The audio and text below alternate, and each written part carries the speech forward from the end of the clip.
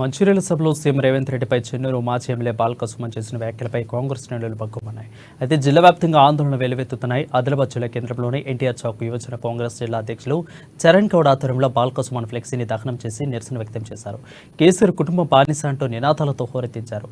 CM Revanth రెడ్డిపై అనుచిత వ్యాఖ్యలు చేయడాన్ని యావత్ తెలంగాణ సమాజం యువజన కాంగ్రెస్ తరపున తీవ్రంగా ఖండిస్తున్నామని, వెంటనే వెనక్కి తీసుకుని బేషరతుగా రేవంత్ రెడ్డికి క్షమాపణలు చెప్పాలని యువజన కాంగ్రెస్ జిల్లా అధ్యక్షులు చరణ్ గౌడ్ డిమాండ్ చేశారు. ఏనాడు యువత గురించి కానీ ఉస్మానియా విద్యార్థుల గురించి కానీ మాట్లాడని బాల్క సుమన్ ఇవాళ సీఎం రేవంత్ రెడ్డిపై వ్యాఖ్యలు చేయడం శోచనీయమని అన్నారు. ఈ చర్యను తీవ్రంగా ఖండిస్తున్నామని అన్నారు. బిడ్డ నోరు అదుపులో పెట్టుకుని మాట్లాడకపోతే రాష్ట్రంలో తిరగనివ్వబోమంటూ విరుచుకుపడ్డారు.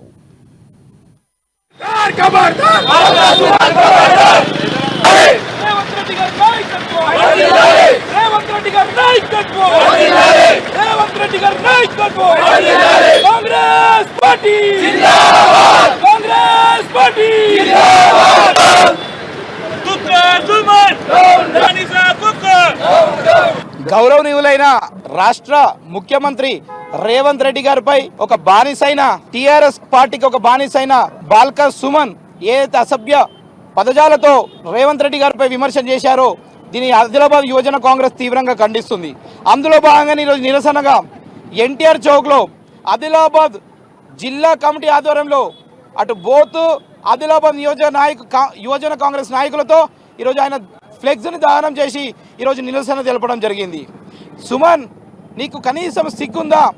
నువ్వు ఎందరో మంది వందల మంది విద్యార్థుల పునాదుల మీద టీఆర్ఎస్లో పదవులు పొంది కనీసం ఏ రోజు కూడా ఓయూ క్యాంపస్ సమస్యల మీద మాట్లాడలేదు, తెలంగాణ యువత గురించి మాట్లాడలేదు.